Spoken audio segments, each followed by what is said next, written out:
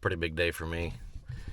First time setting foot on a piece of land that I own.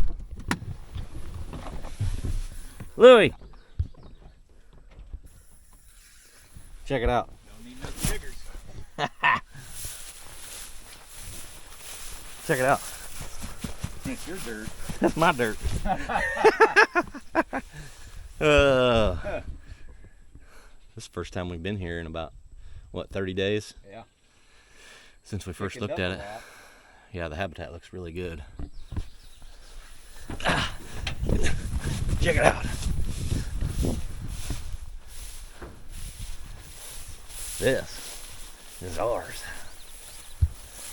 Look at that switchgrass. Big blue.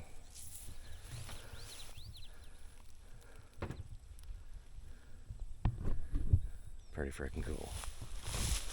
I'll get some bug spray on before I get loaded up with chiggers.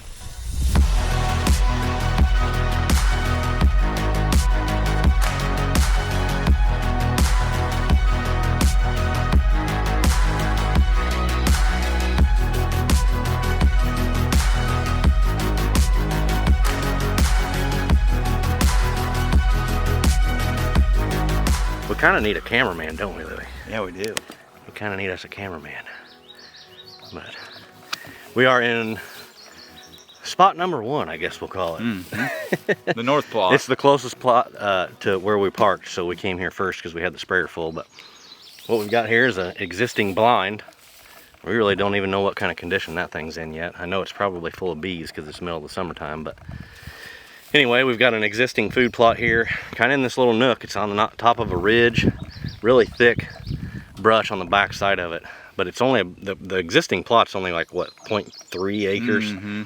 And we can do more food plot work in our CRP program, so we're just extending it out all the way to the box blind. So what we bought is 48.5 acres.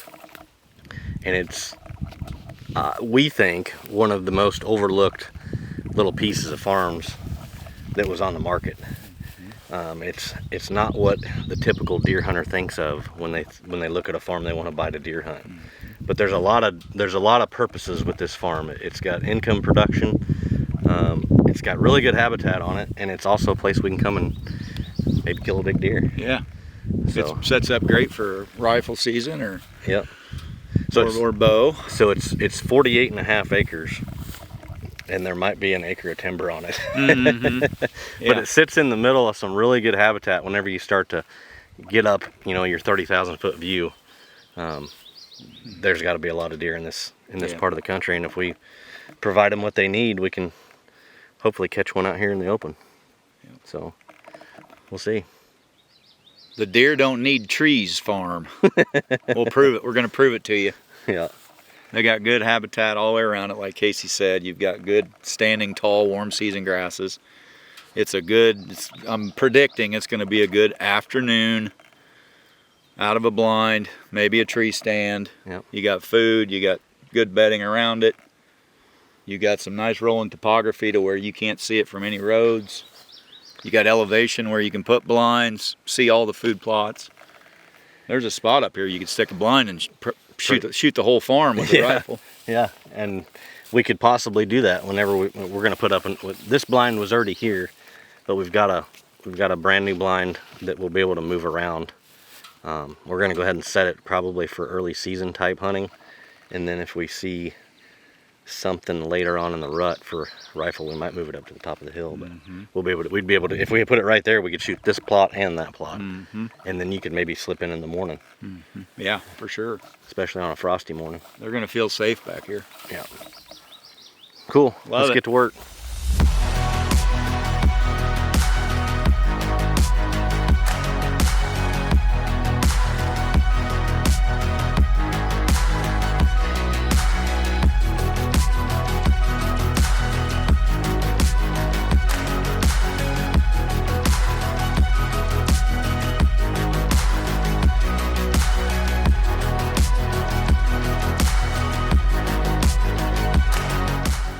One thing that we really liked about this farm is, you know, there's a really nice stand of CRP in here, CP2 I believe it is.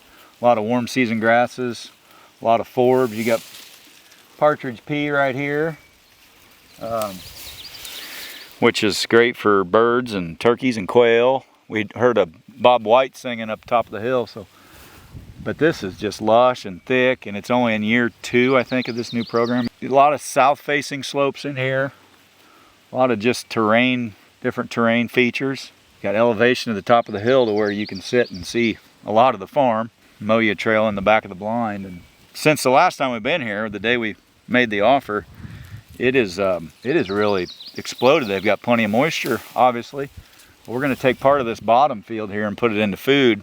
We think that, you know, it makes a heck of a lot of sense, and I think the soils down here will be great. There'll be a lot of moisture in the ground. So we're going to terminate some of this stuff, even though I hate to do it, but they're going to give us, you know, 10% of this CRP to put into food. So we're going to get in here and spray and then give it, you know, a month basically or more, and come in here with our fall plot, put a big one in. Next year will probably be beans, soybeans. So should be good. It is July 23rd. Yeah, so we got, you know, 4 weeks to get this killed and burn off and planted. So.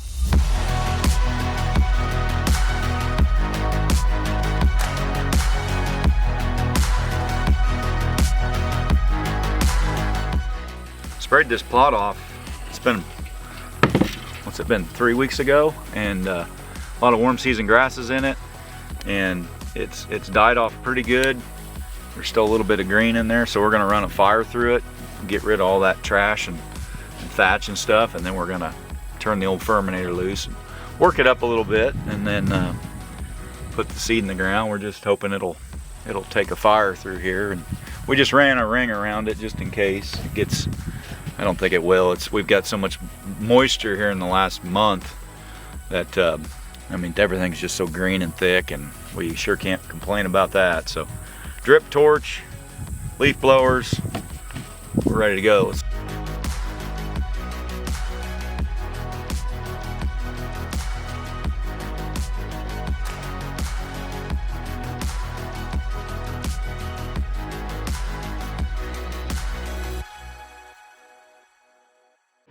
Fire out, it's kind of went through this spot pretty good. Yeah, it looks good. Yeah. I can't believe it burned off because there was quite a bit of green stuff in it. It's really wet. Like almost mud, so we're gonna just break it open. We got some sunshine today.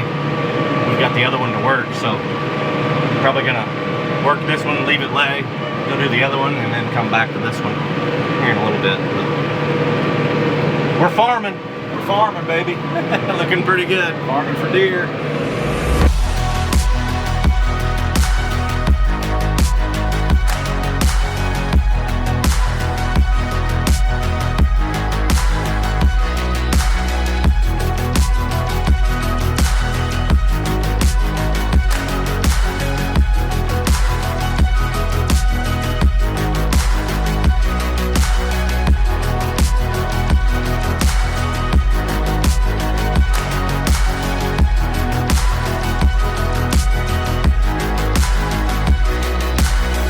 On the final stages of planting the food plots, it took quite a bit to get these worked up, which this ground has not been worked in we don't know how long.